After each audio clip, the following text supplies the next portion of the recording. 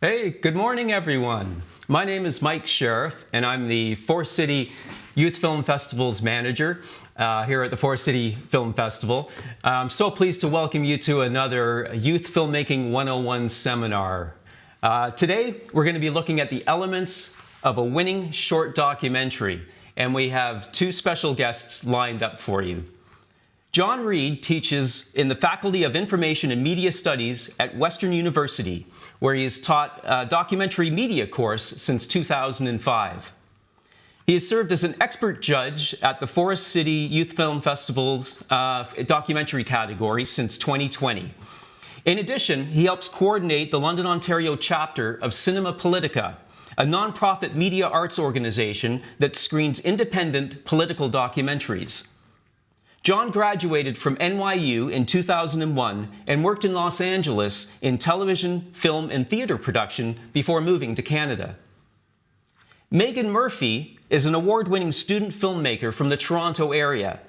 Her documentary short, Parental Voices, explores the evolution of parental expectations and topped the documentary category at the 2022 Central Ontario Youth Short Film Festival.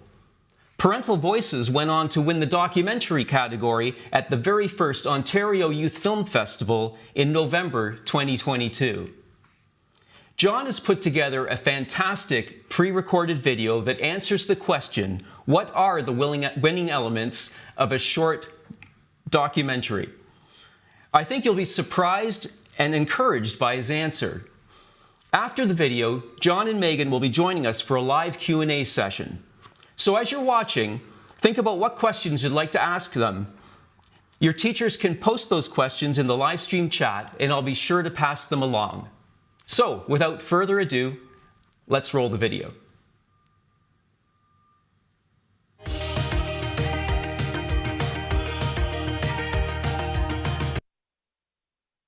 My name is John Reed. I teach in the Faculty of Information and Media Studies at Western University. I teach a documentary course there in addition to other things. And I also am involved in the Forest City Film Festival, judging in different categories. I am also involved with the London, Ontario chapter of Cinema Politica, which screens documentaries with public participation, usually, hopefully, for free. And it's a real pleasure to speak to you today. I have been tasked with the question that hopefully I can answer. The question is, what are the winning elements of a short documentary? So what is a documentary? Well, look, I like to use the definition of John Grierson. John Grierson started the National Film Board in Canada in 1938. He came over from England. And he has a phrase that I really like. It's a weird one, though. The creative treatment of actuality. Now, what does that mean? The creative treatment of actuality. Well, for me at least, both of those concepts are related to technology. All right, now hear me out. I want to explain why that is. And this is related to my teaching because the medium affects the stories we tell, right? The medium, the technology we use, whether it's written, spoken, performed, whether it's painting, photography, film, video, computer art, right? Or just stories told in person in your community or something like that. The medium that we use affects the stories that we tell. And of course, media changes all the time and always has. That's one of the exciting things about documentary filmmaking. Right? It's because the medium affects the stories that we tell. The medium affects how the stories are told. It affects how they're shared. It affects how they're received. It even affects how they're saved.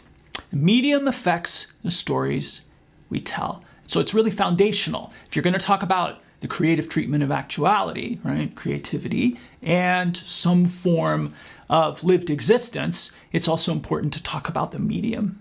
So here is a petroglyph in what we would now call British Columbia in Nanaimo. It's one of the most ancient representations, markers of an event or of life itself. So it's documenting in its own medium. And so, you could go see that in the Petroglyph National Park out there. Now, here's a Roman coin from 46 AD. It commemorates Claudius, and Claudius is Roman emperor. It commemorates Claudius's victory over England, Britain at that time. And it says that on the coin, right? So that's 46 AD. It says on the coin, De Victis Britannis, meaning victory over Britain. All right, so it's meant to document. This is before the age of books, right? Before the age of print in the way that we know it. And it also is a way to let people out in the countryside over all parts of the empire know what's going on. You get the coin, it commemorates what's going on. So this is another form of documentary. Here's another one. This is a fresco in Bulgaria at the Bojana Church. Now imagine being in a building like this, again, before print, before text, as we know it, books, printed books. And moving through it, it tells the story of the region, it tells the story of the area, as well as its religious history. Now this is immersive, right? You're moving through this, and a fresco lets you, move through it at your own pace, but it has a kind of narrative and it tells a story that's fully immersive. This is like putting on the goggles that you would do now. We all know this portrait, right? Using the medium of painting. So let's move on to something a little more modern, photography. Now here is a daguerreotype. Daguerreotypes came into being in the 1840s, right? Black and white, okay. Yeah, people look a little bit stiff, but look, there's a reason why. That's because it took 2 minutes to take a photograph. It took 2 minutes for the film to expose. So what they'd had to do is clamp your head into a brace so you wouldn't move, so that, it wouldn't have a blurry image. So really, there's a reason that the people in this image look rather stiff. It's because they had to sit for 2 minutes and stare at the camera with their heads locked into a brace. So again, the medium does affect the message. Now, 1900, portable camera, you can send the film off, someone will develop it for you. So now everyday people can have access to photography. Before this, you had to go to a studio and have a trained professional take your picture, but now you can have the camera and take pictures yourself. So you start to see the rise of new types of things. Here is, the rise of the family photo album. So with photography for the first time, people can actually see pretty close what they looked like. Because before that, unless you had a sketch or painting, you had no record of what your older relatives or past relatives looked like. So the family photo album leads to its own practices. So, I'm sure you have this at home. Your relatives annotate who's who. That's very important. Here is the Polaroid, like the instant picture as well. So no longer waiting 2 minutes. You can snap all kinds of awkward moments and use them. Now, the other thing is you can cut people out of photos. You can even get now software to remove people from photos. So there's a political aspect to keeping a family album. Who gets included, who gets excluded, and who keeps the family archive, right? Often there's a certain member of the family that does that. I just wanted to remind you or show you that people have always been playful. Cats and pictures. Something that still seems to be going on. Right? Zany shenanigans and hijinks. Now, we're moving closer into the era that I think most of us are most closely related to, which is motion pictures, the moving image. Now, look at this, right? Now, this is from 1894, and it's called The Sneeze. It lasted 3 seconds. Here's another one by the Lumiere brothers in France from around the same time, 1895. This is workers leaving a factory. Now, these don't seem very interesting, but remember, this is a, creative treatment of actuality. Just the fact that you have a new medium, kind of like when a new video game is coming out, or a new type of technology or a new software update on a platform you like, people tend to get excited. So it was exciting enough to just go and watch something like this. So those little snippets of early films remind me of some things that maybe you've seen before on social. Dad, I'm hungry. Nice to meet you, Hungry. I'm Dad. Oh boy, yeah, right, okay. You get the idea. Now, yeah, I would say all of these things in different ways are creative treatments of actuality. They're selecting the moment. That in itself is an act of creativity. So the next innovation would be about the middle of the 20th century with portable film cameras. Here's one right here. Now this lets you get right into the action, unlike with those other massive cameras you saw. This is around the 1950s. You also had the innovation of portable sound. Now this is a Nagra which records sound. It's about the size of a toaster, but nevertheless, you know, with two people now, you could have a crew of two and you could run out into the streets and you could record stuff. You could record sound and you could record image. Now this has an effect on the type of media that was made. One of my favorites is a French film called Chronicle of a Summer. It's from 1961, and they did just this. And since they were French, they were a bit philosophical. So what they did was, with this new medium, they sent someone out into the street and they randomly interviewed people, and then they followed those people for the rest of the film. Now this was the question that they asked. Are you happy? That's it. That's where the whole film started. Et si on vous demandait d'aller dans la rue et de poser à des inconnus la question « Êtes-vous heureux ?» Vous iriez?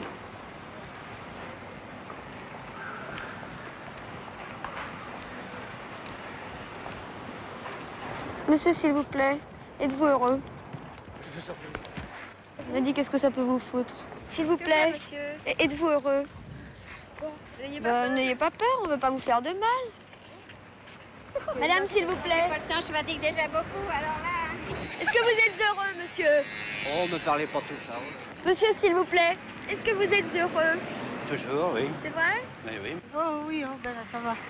C'est machin, là. Ça dépend ce que vous appelez heureuse. Heureuse, je suis heureuse en ménage, oui. Non, madame. Je vous en prie, Soyez mais gentille avec nous. ça se voit. Ça se voit. pas sur ma figure. Mais si, mon ange. Si vous avez un visage très clair. Bon, alors je suis heureuse. Heureuse de vivre, malgré que j'ai 60 ans. Vous avez 60 ans? Oui, et que je fais 20 km tous les jours pour venir travailler à Paris. Je suis contente d'avoir la santé et un mari gentil. Ça dépend. Ça dépend de quoi? Ça dépend sur quoi. Vous savez, question d'argent, non. On n'est jamais heureux quand on est ouvrier. Et des fois, j'ai bien des misères. Oui.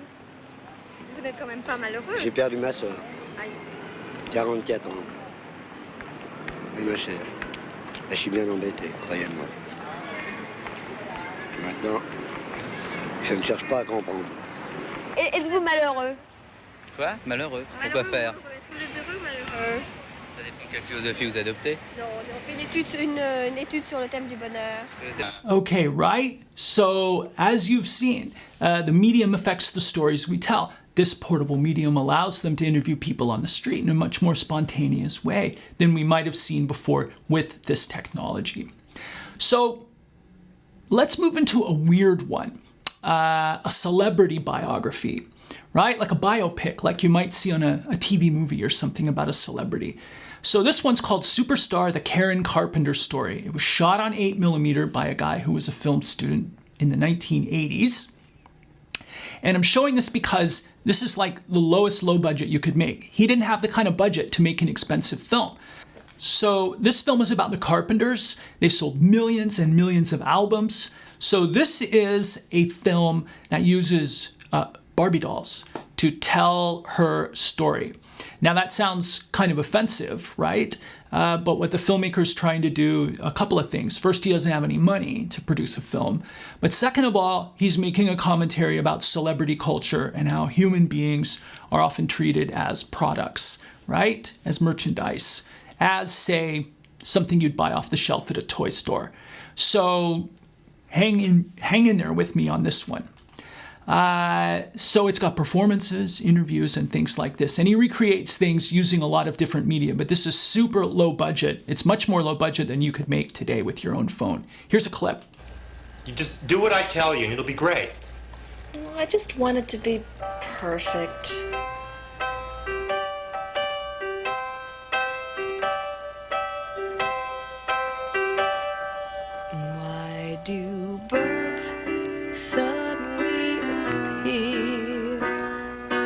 time you are near, just like me, they long to be close to you.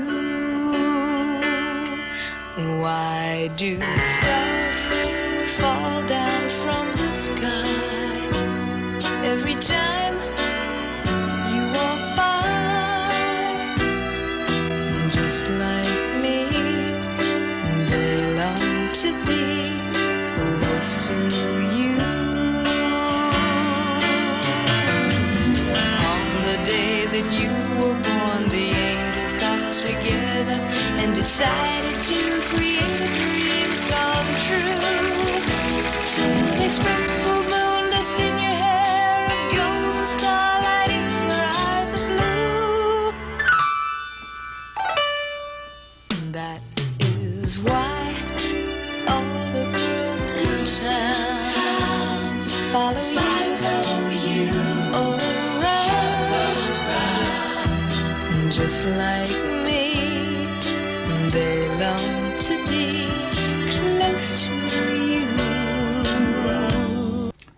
That's just a clip from that film. It's also putting it in a historical context. This is in the late 1960s, early 1970s during the Vietnam War in the US. Now let's talk about the introduction of the mobile phone, right? The phone and the internet. So this changes the way we document our lives. Of course, the thousands and tens of thousands of photos you take, the labeling, the sharing, these are all different ways of documenting your life. Here is a Facebook documentary from 12 years ago called A Life on Facebook.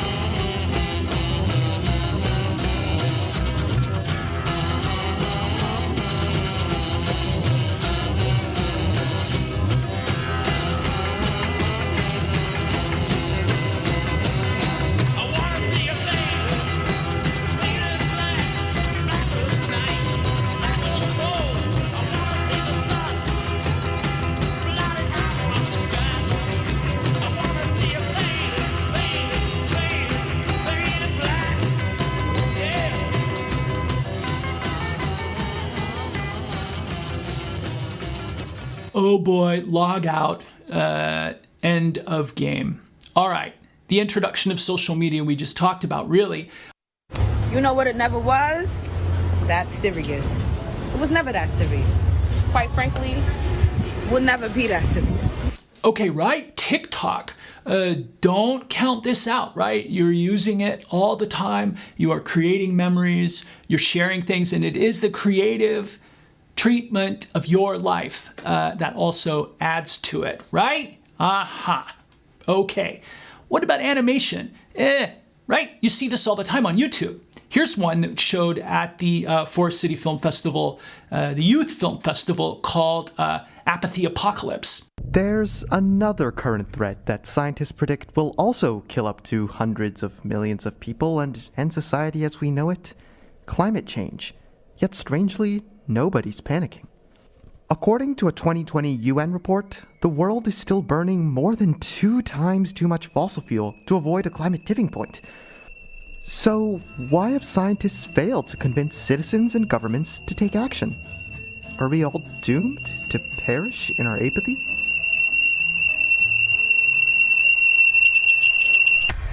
Okay, right? Great film. I'm sure many of you have access to this equipment or these skills. This person has excellent skills, in my opinion. They did a very nice, concise, short documentary. Very creative. But also, you can just make documentaries with stuff from around the house. Here's one called The Universe, according to Dan Buckley, that showed at another Forest City Film Festival recently, and I really enjoyed this one.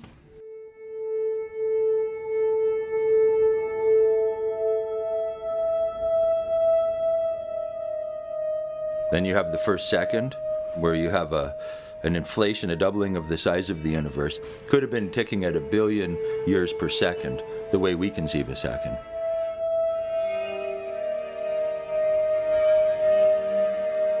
After 400 million years, you have the first stars appearing. We finally get a nova or a supernova. Now you have these other elements, like the carbon we're made of, the nitrogen that most of our atmosphere is, everything else that makes the things interesting.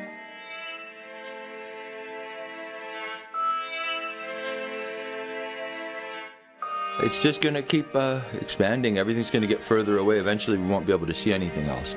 So we'll look into a night sky with no stars.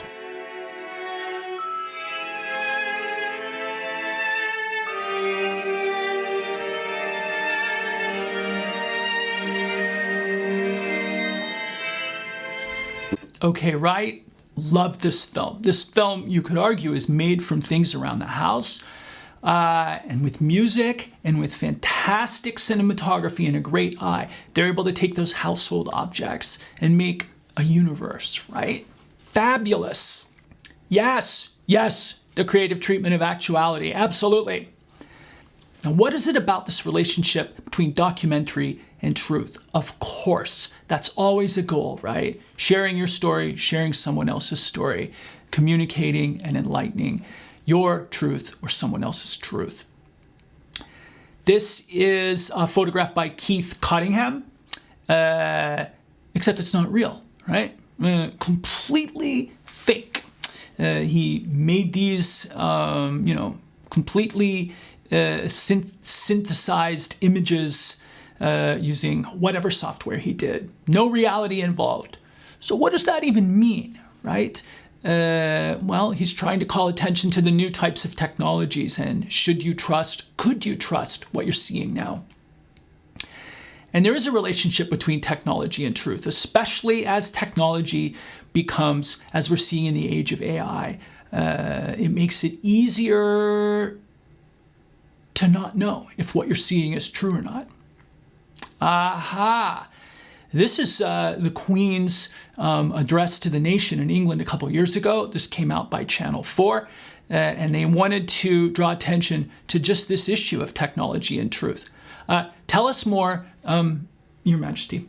So much of our world today comes to us through these screens, which brings me back to that question of trust, of whether what we see and hear is always as it seems. On behalf of myself, your Queen, and all at Channel 4, I trust you will have the very merriest of Merry Christmases. Okay, right? What if we come back to another aspect of truth, right? Truth and reconciliation. This is an important part of Canada. Decolonization, truth, and reconciliation. Here's a film that was made locally, and I saw it in the London Film Festival, Youth Documentary Film Festival, called We Are Still Here. And I think it embodies many of the things I've talked about today. There was a time when we couldn't practice our songs or dances. I danced for those who couldn't. We are still here. There was a time when we couldn't practice our culture or use our sacred medicines. I smudged for those who couldn't. We are still here.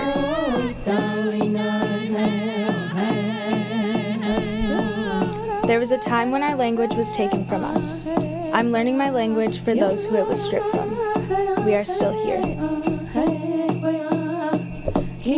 There was a time when we were forced to change our self-identities. I wear my moccasins and beads for those who were told they couldn't. We are still here. There was a time our hair was cut and forbidden. I braid my hair for those who lost theirs. We are still here.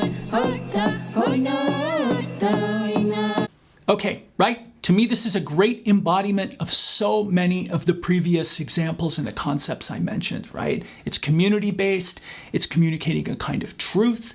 Of course, it's connected to technology. The technology allows these individuals to make the film themselves. They don't need a huge crew.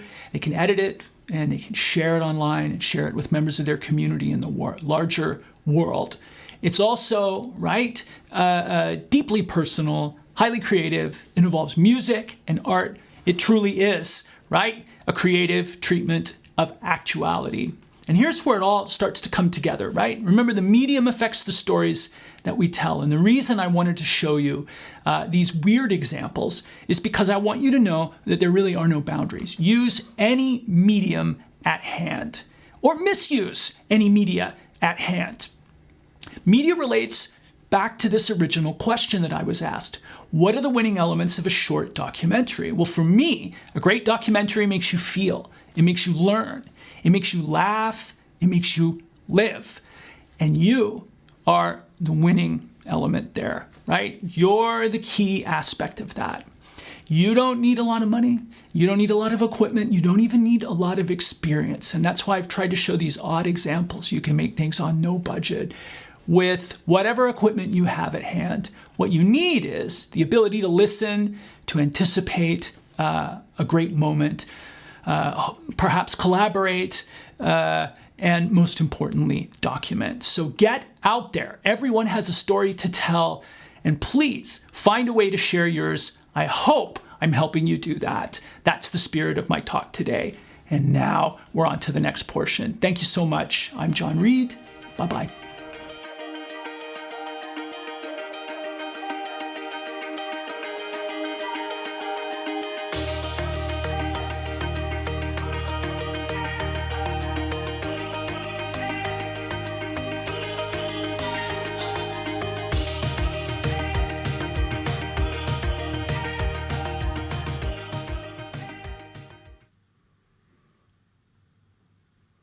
Hey, here we are back again live. Welcome, John, and welcome, Megan. Thanks so much for being here today. Awesome. It's a pleasure. Awesome, John. I just got to say that was a fantastic video. Couple of takeaways from me. I never thought about Roman coins being a documentary medium before. That was a really interesting point. And is it the daguerreotype? Is that the correct pronunciation? I didn't know that they clamped people's heads for 2 minutes while they were... Yeah, it explains a lot about why people looked so serious. It certainly does, yeah. And Megan, it's nice to see you again. I haven't seen you since we aired the Ontario Youth Film Festival Screening and Award Show back in November 2022, where you won the documentary category. So again, congratulations. Parental Voices was a fantastic short. Thank you so much. Yeah, and thank you. Just for the students watching, Megan has graciously given us permission to stream Parental Voices, so the rest of you will know exactly what we're talking about. So Derek, our technical director, if you would please roll Parental Voices, we'll take a look at that and come right back. So I hope my children's futures are long, for starters. Just that they are like happy and healthy. I also hope my children have a future where the polar caps haven't melted and the cities haven't sunk into the oceans. The topic of housing is one that we've talked about in this house a fair bit, actually, because of rising real estate costs. The reality is, for your generation, we don't know. We don't know what that's going to look like. My parents expected me, I think, to live in a house that was probably similar to the one I grew up in, kind of in the suburbs with a yard. The idea of maybe having a house or a condo in Toronto is something that seems quite remote right now.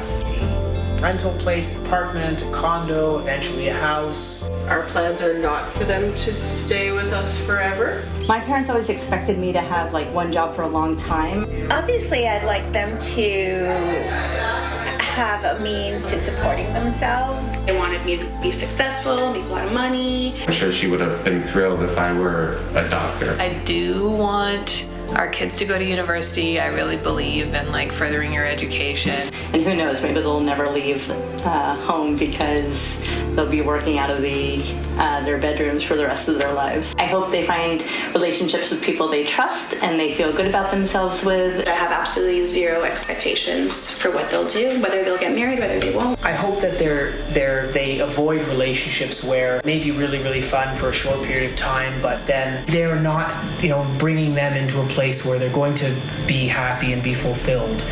I think my parents assumed that I would get married and have kids in that order, and it actually wasn't quite that order for me, and so that was a surprise for them. Your parents, your grandparents, your aunts and your uncles are like, so do you have a girlfriend yet? Selfishly, it may be that I would like to have grandchildren one day. Yeah, I'd like grandkids, It's going to be romantic, but it can also you have to be very realistic. Teenagers right now are probably living in like the hardest times mental health wise ever. In my parents' age, that wasn't really something that was discussed very much. Mental health when I was young was something we probably made fun of. Kids are so much more astute now, and so many more kids are in therapy. It doesn't have the stigma that it used to have. I think it was kind of glossed over, and if you're having a low day, well, they just need to like chin up and get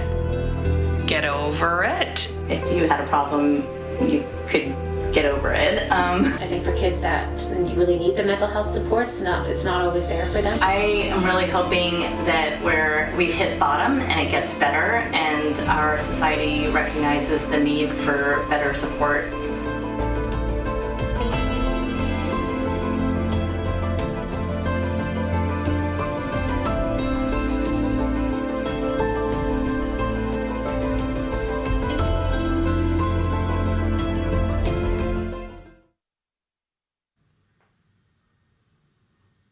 Well, that's great. I really loved that short, Megan. You did a fantastic job on it.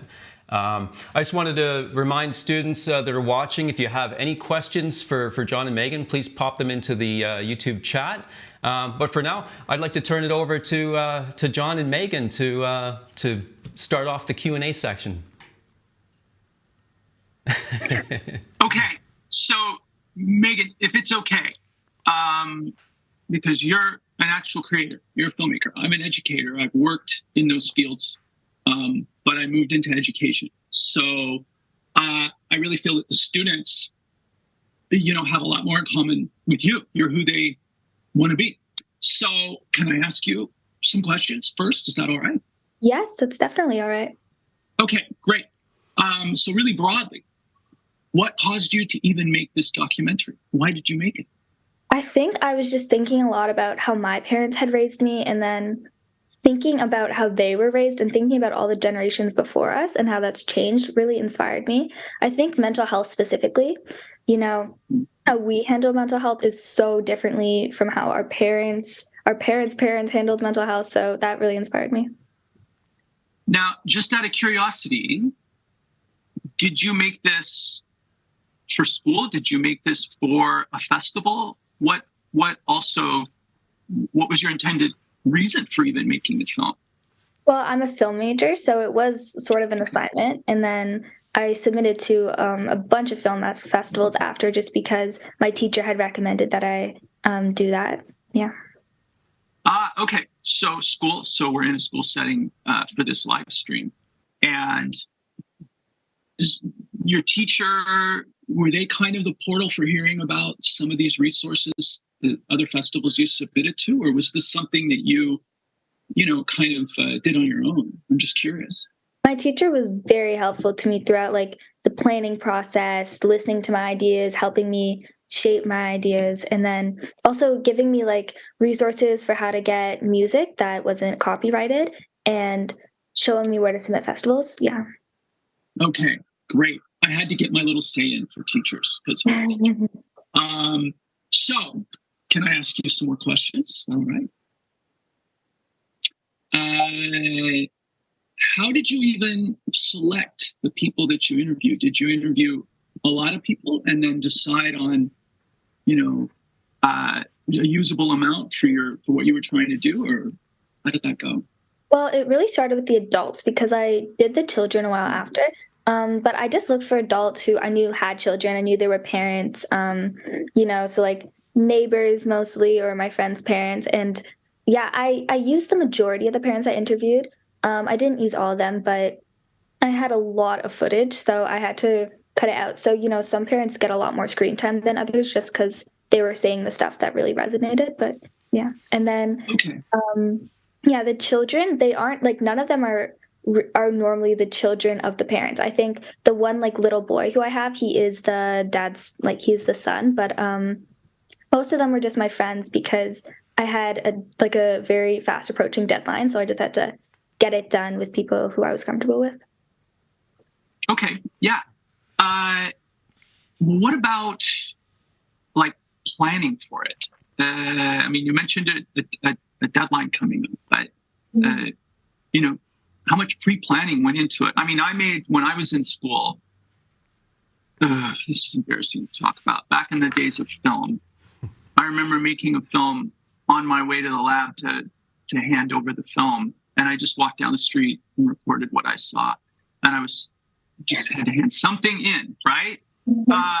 But when we showed it in class, it looked like I was super creative because it was this kind of uncomfortable film where I was just walking down the street filming strangers on the sidewalk. I wasn't trying to make this about me, but I'm curious. Sometimes lots of planning goes into making something, but sometimes very little planning goes into making something. And where did yours land with that? I did have a fair amount of planning. I did spend some time on it. But the brainstorming process was a lot just to fine tune the idea. And then I did a storyboard for it, and I did a shot list as well. And I found that as I was working and recording, it did change slightly as my idea kind of became more shaped, but there was a fair amount of planning that went into it. So was that built into a class you were taking, or is this just part of your method?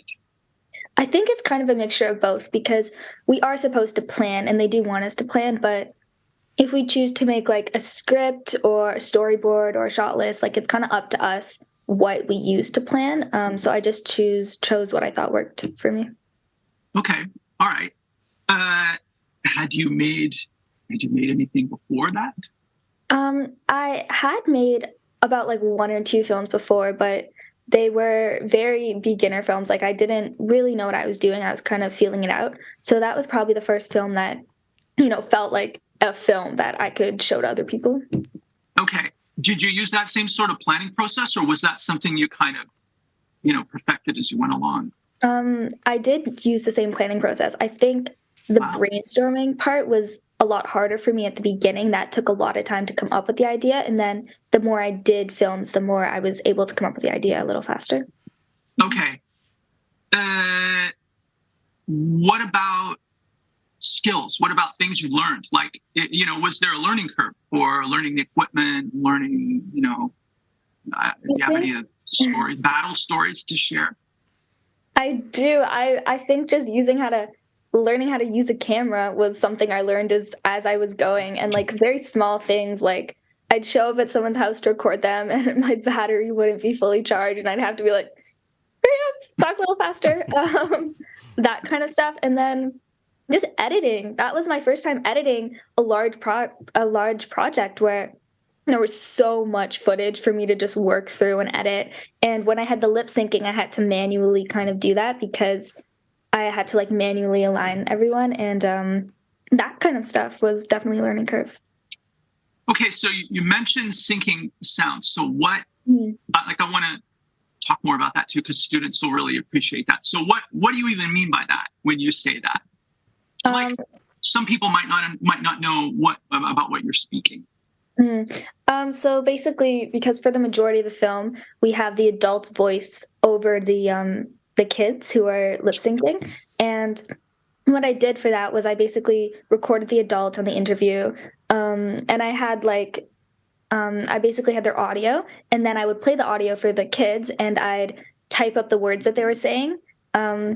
So they could read it. So if the people paused or if they were like, or whatever, I had to write that in too. So they got it exactly. And then I'd have that up on a laptop and then I'd film them as they were reading off of it.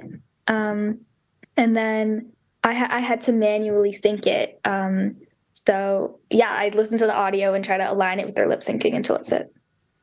The syncing that you did is flawless. Like, to the degree that when I first watched it, I didn't even notice, that there was any, like, it just seemed that that voice was coming out of the people's mouths. That was really well done. Can I ask a question about equipment? Yes. My equipment was just a tripod and a camera. So just those two things, very basic. Yeah. What kind of camera? What type of camera was it? I mean, did you use your phone?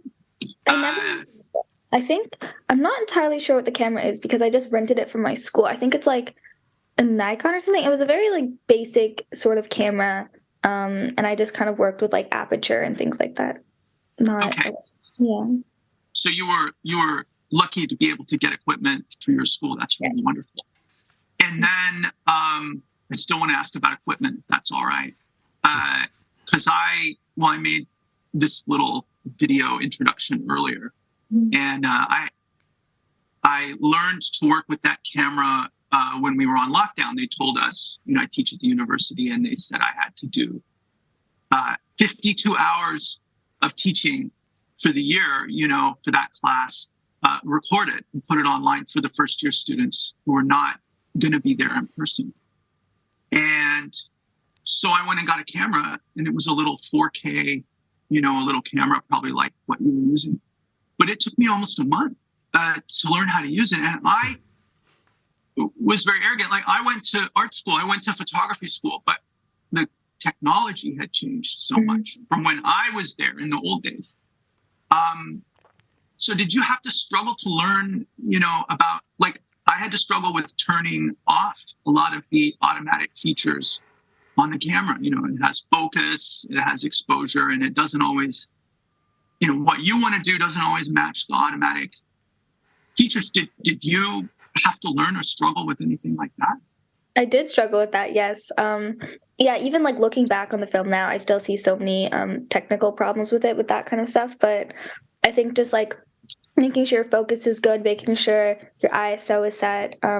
Also, a problem I had with one of my interviews was there was a fluorescent light kind of blinking, and it did basically ruin most of the interview when I looked at the footage when I went back, because it was just so off. Yeah, I think that learning the technicalities of camera is very difficult, for sure. Yeah, and congratulations. I mean, you did a fantastic job. And it also sounded really good. So, not just the music, but the sound you got.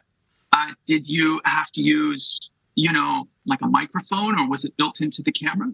No, I just used my phone as a microphone. I had my sister come with me to all the interviews, and she'd sort of sit close to them and hold up her phone like this, so that to record it closer to them.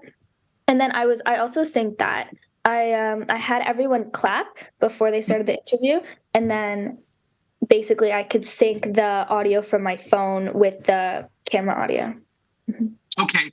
Yeah, that to me is still one of the most terrifying parts of recording. Because I just never believed that the two can be synced up.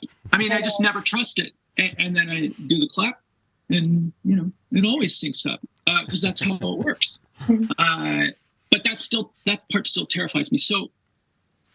So how did you even know to do that? Was this something you learned in class? It was something I learned in class. I think I was very lucky to be in a film class, because they did teach me most of the things like that. And then so that I did learn. And then also I think as I was working, I would have to look stuff up. Like, I don't think I knew how to sync the audio or a lot of things about Premiere Pro, which is what I was using. I did just have to like look it up as I went, look up tutorials on YouTube, that kind of thing, just to understand it. Okay, that was going to be my next question. Like, how much did you refer to other sources? I mean, especially people your age. I have two kids that are just about your age, 16 and 18. And they've watched hundreds of hours of content on, YouTube, anything from like Minecraft, people talking over Minecraft videos to Let's Plays, to, watching documentary and stuff like that, but also watching a lot of stuff about the making of. So are you someone that turns to to social media or to YouTube or to other, like, do you watch things about the making of things? I'm curious. Yes, I think in our film class, we spent so many months just watching other people's documentaries in order to understand, because I think that documentaries aren't just what people think they are. They're not just like, like videos of different animals in nature. It can be so many different things, really. So we watched a lot of different documentaries, and then I did watch some on my own. I can't think of any off the bat, but yeah, I think watching other people do stuff and being like, oh, I like that, helps you make something that you like. Oh, okay, that's a great one. Can I follow up on that? Not to put you on the spot, but are there any documentaries or anything you watched that kind of showed up in your film? A style or a moment or anything that influenced you? I can't think of any off the bat right now because I just watched like so many, but I think I was really drawn to ones that relied on like comedy. I don't think my documentary used a ton of comedy or anything like that, but I think just realizing that documentaries could be so different than you thought, and they could be, very interesting, and they could have human emotion in them. Like, I think watching real people speak very naturally, very candidly, and getting them to a point where they're comfortable in front of the camera to just be themselves, I think that really betters documentaries. Okay. Can I follow up on that? That was a great point as well. People being comfortable in front of a camera. That was actually, I don't make documentaries. I went to school to do it, but I was not comfortable actually sitting with people, and like, I just wasn't good at it. So you got some sort of like magic sauce. Like, you sit down with people and somehow they're comfortable with you. So did you, was there a learning curve even for that? Like, because you've got to get people used to the equipment, and then they have to also feel comfortable with you. Did you, was that always a natural for you, or did you, did you get better at that the more interviews you did? I think I did kind of have like a little script of what I would say, where I explained what I was doing to them, explained the questions I was going to ask.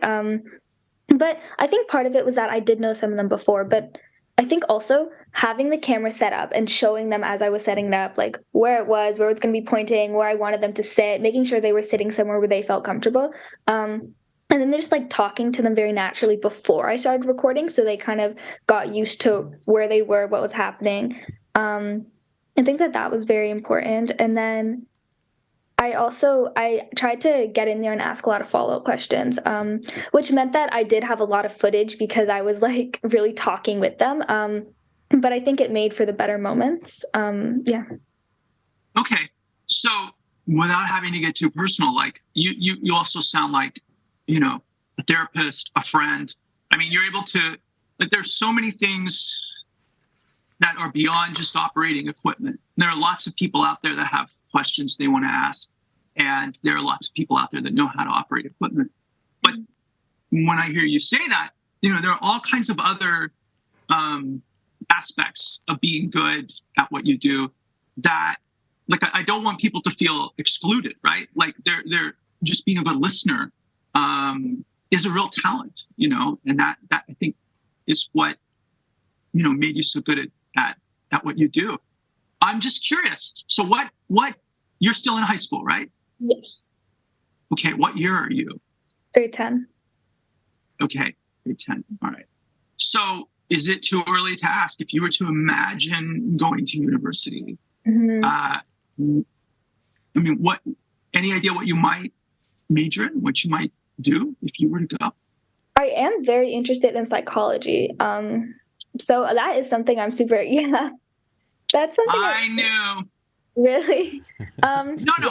Just because you talked about, the things you talked about are also things that some people exclude from, like, if they say, I want to make movies, you think you have to understand the history of film and be an amazing technician. But also, the great thing about documentary is it also invites all kinds of other talents beside the things I just mentioned. So go right ahead. I didn't mean to interrupt you. Yeah, I think I love listening and hearing people's stories. I think filmmaking is really storytelling, you know, and that's why documentaries are so interesting, because you get to hear other people's story tell and kind of talk about what they've been through. And yeah, that's, I think, why I'm interested in wanting to learn more from other people through psychology and through like therapy. It just interests me. Yeah, okay. That I wanted to include a little bit of that spirit in the little video I made. I showed some kind of unconventional, like I asked my kids, what is a documentary? What do you think a documentary is? And they said basically what you said. They said, oh, like a David Attenborough nature film. And I said, okay, I'm going to try to broaden that out a bit. And so I showed some things that I thought were not examples of that. Although that's perfectly, that is documentary. But you also described a lot of other things that I think fit in that other. And that was kind of what I wanted to communicate to the group today, is that everybody has a story to tell. The goal is to find the right tools to tell that story. And that's a tough part for some people. But for you, it sounds like it was kind of a natural. Oh, yeah. So, go right ahead. I stepped on you. I was just going to say, I think that it's really important to make films where you have like that personal connection, or I don't know, where you feel like the film is something that you like and that you relate to. So if someone's like, make a documentary, don't make it about something that you don't care about or that you don't have some sort of connection or meaning to, you know?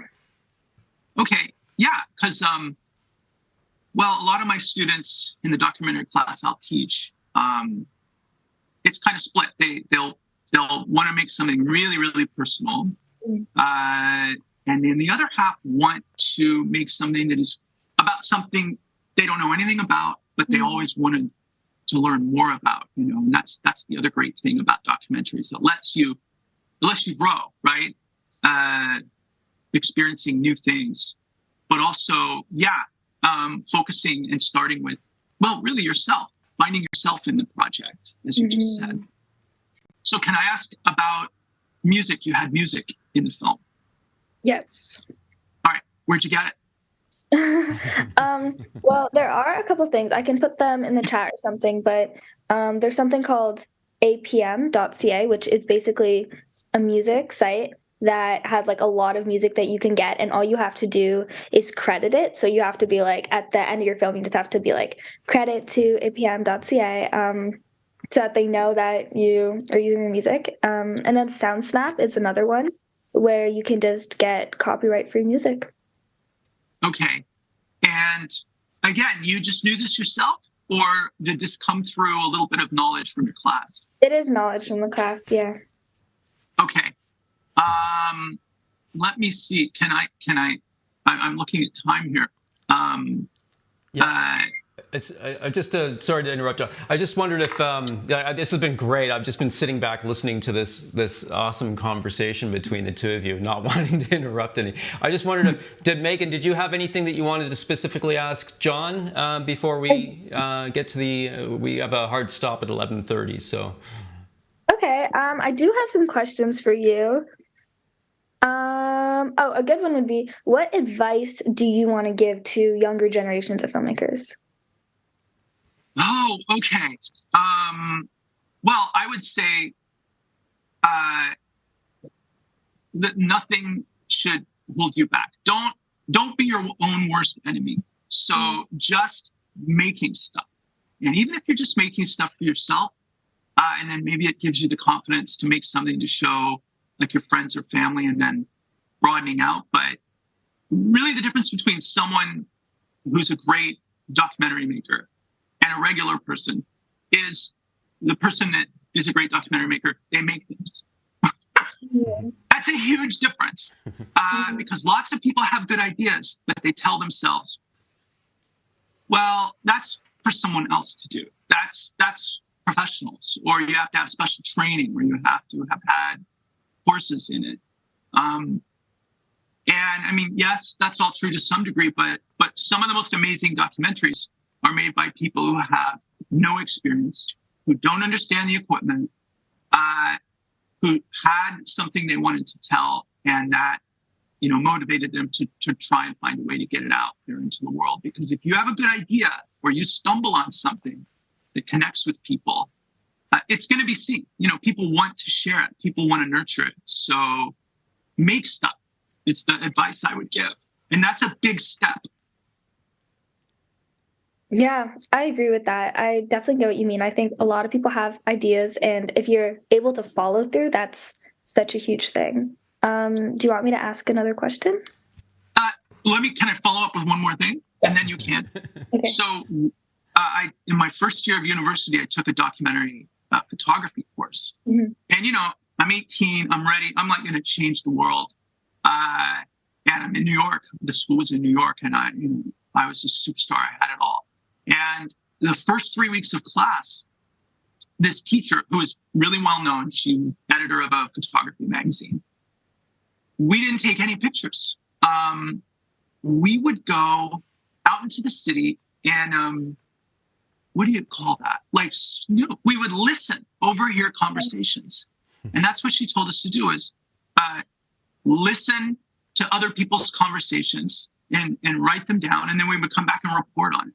And then the next week, the idea was, without taking pictures, go and just walk around and pick out and find interesting characters. Mm-hmm. And what was such a surprise to me is I was in an art school, a technical school. And what really she was trying to do was get us closer to what you described with your own skills. Being a good listener, noticing, interesting situations, that building that human element and trying to move away a bit from the equipment, because we were all there because we knew how to use the equipment. Anyway, I just wanted to throw that in. That was a surprise to me when I started school. Yeah, it's so crazy that you say that, because my teacher also had me do the same thing, where we walked around our school and we subtly listened to people's conversations and recorded them as well. Oh, that's okay. Those techniques really work then. Yeah, they do work. I think for sure, just hearing how people interact, learning about other people, listening to their stories is such a big part of film. Great. I'm not nearly as special as I thought I was then. Everybody's doing it. Did you have another question for John, Megan? I guess just what drew you to filmmaking in the first place? I think on that second category you mentioned, or maybe I mentioned it. I was interested in film because it lets me participate in things that I don't feel comfortable doing in real life. So I love watching movies and experiencing other people's situations. I actually use film a lot, even in my regular classes that I teach, because I love letting other people speak for themselves and bring their experiences into a classroom instead of making the mistake that a lot of us teachers make, which is we end up talking about other people's experiences, and in some ways that diverts it from the reality. So I've just always loved the connection that it gives me to other parts of the world, to other people's experiences, and I grow. And really, it makes me a more, what's the word? I become a more compassionate, open-minded person. It's like traveling without having to buy a ticket.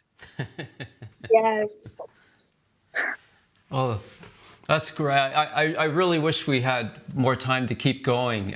It's just been great listening to the two of you. And I think, some of the key takeaways for me here is the winning element for a short documentary is the individual that's putting their own perspective and filtering their own story and putting it out into the world. And I think one of the other takeaway is that there are so many ways for students or any filmmaker to engage in this particular avenue of filmmaking.